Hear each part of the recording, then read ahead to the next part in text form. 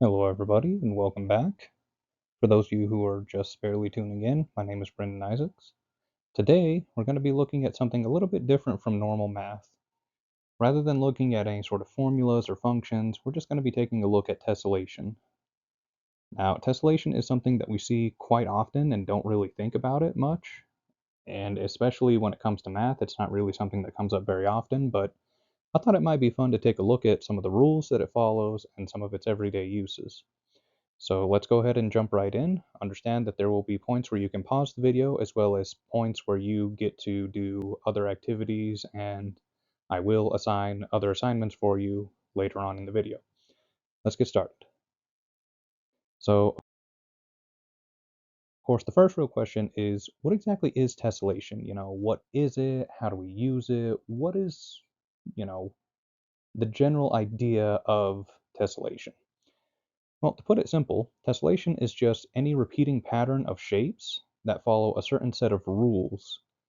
This can be something that we do in math, like you did with your bell work, or this can be something that you can just see as you're walking around. We use it quite often in our everyday lives, and we don't really think about it.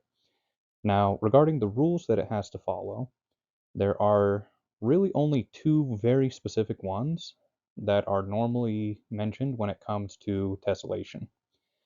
And the first rule is simply that the shapes don't overlap. So if you had all of these shapes and you were laying them out in the pattern that they were going to be in, the shapes do not overlap. They're flat against the surface. So no one shape is sitting on top of the other. The second rule is simply that they have to be aligned with each other. There's no empty space in between shapes. When it comes to mathematical terminology for it, all of the edges will line up together to make 360 degrees. You'd be able to make an angle of 360 degrees total with every angle within an edge point. One of the cool things about it is the fact that you can find this not only in man-made structuring, but you can also find it in nature. As you can see with these two pictures here, we have a picture of some windows and a picture of a aloe vera plant. Both of them are showing signs of tessellation. Granted, the aloe vera plant isn't really a cohesive shape. It's not really a basic shape, but it is still following a set pattern and it's not overlapping itself necessarily in the process. So in that way, it's showing tessellation. So going further on, what real use do we have for it when we are looking at it in generalization? The first place to really look at it for me is that you take a look at how it naturally occurs. And one of the natural things about it is that it's a very stable form of creation. You look at things like honeycombs or plant cells, those are things that are built sturdy because of the fact that those edges line up and they are locked in place. You can't really push it, you can't really move it away from itself. It's stable. We as humans have noticed that, and we've started to apply things like that to our own designs and creations. And so tessellation has become a natural part of our world and our society as well. One of the first places, of course, would be in construction. If you look at skyscrapers, all of the windows are tessellated. Tile work is also tessellated. Bricklaying is one of the most obvious forms of tessellation. If you look at it, it's always lined up in certain ways so that it's as stable as possible. We use it for fencing, we use it for roofing, for tile work. Anything in that instance, we use it quite a lot. One thing that we've started using it for more often is for production purposes. An assembly line is really just tessellation in motion. It's consistent and it gives us the same results every time if the pattern is set up correctly. If you look at any production line, be it making candy, making automobile parts, be it sheet metal cutting, all of it is based off of following simple patterns that are repeated constantly. And then, of course, we use it quite a bit in art. We use it for things like stained glass, we use it for quilts, we use it for puzzles. We even use it for video games. That's how we do rendering in real time. So things like Minecraft or landscapes, all of that is based around tessellation. A main thing that we use quite often for stuff like that is a kaleidoscope. When you look through a kaleidoscope, what you're seeing is actually a fractured pattern of the real world around you that's being reflected around in a consistent way by the mirrors inside of the kaleidoscope. All that it's doing is giving you a tessellation of a small piece of your immediate scenery. Very effective forms of tessellation, one and all. Now that we've taken a look at what it is and what uses it has, let's double check to see if we can recognize it now. So let's take a look at a couple of examples here. Now, if you're looking at these three examples, A, B, and C, which one of them is not an example of tessellation? You can pause the video right here and you can take a look, and then you can refer back to the rules and see if you can't answer which one is not an example. So if you've taken some time to look back and you've studied the rules, you know that the answer for this one, which one isn't a tessellation, is actually C. Now, the reasoning behind it is because if you're looking at A and B, you can see that there's a set pattern for both of them. A, they're flipping side to side, each soccer ball is, and then they're also flipping top to bottom. So the pattern is consistent in that. And for B, what you're looking at is technically a conveyor belt piece of a soccer ball before it's fully assembled. When it comes to C, though, there's no set pattern for it. There's no clear patterning or sizing for any of the shapes, nor is there any set positions for it. They're just kind of scattered all over the place in different sizes. Granted, it's the same soccer ball every time, but it's still not set up in a clear, concise pattern. Let's take a look at another example. Out of these three, which one is not an example of tessellation? Now look carefully, this one might be a little bit more tricky.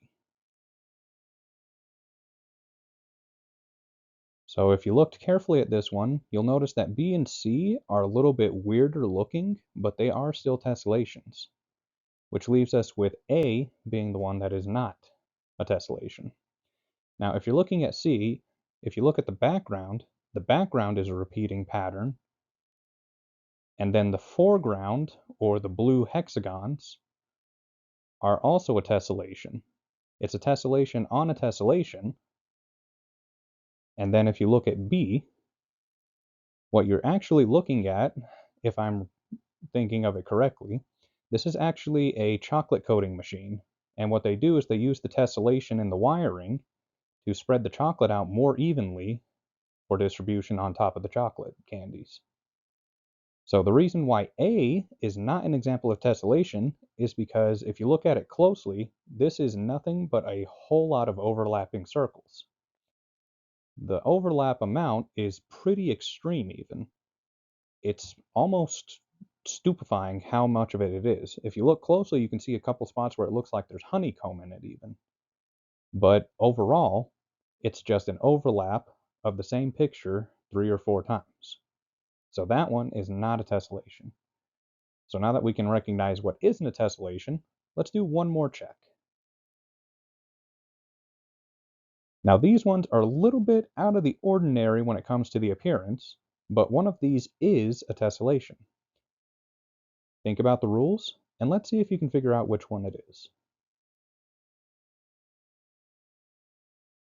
So, if we're looking at this one carefully, we know obviously that A is very clearly not a tessellation. There's no rhyme or reason to the patterning in this one. If we look at C, there is a patterning to it, but the patterning is offset quite a bit actually. There's not quite enough cohesiveness with the lines on the outside white tiles to make it a tessellation, and then the blue with red dots tile is completely opposite of everything else, and on top of that there's a white square randomly in the middle of it. So that one is not tessellated either.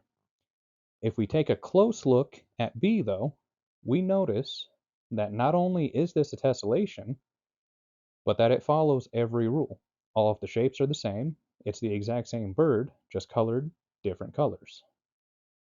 There's no empty spaces in between each bird because they're made in such a way that everything lines up to be the exact same. And if we were able to take the time to measure the degrees on every edge, which would be spaces like the tail of one bird, the beak of another bird, the backside of a third bird, we would find that all of those angles inside of there would add up to 360 degrees. So this is a very clear example of tessellation, even if it's not a standard polygonal shape, meaning that it's not like a triangle or a hexagon. So now that we've taken a look and we've figured out what exactly tessellation is and how we would normally use it, it's time for you to have a little bit of fun.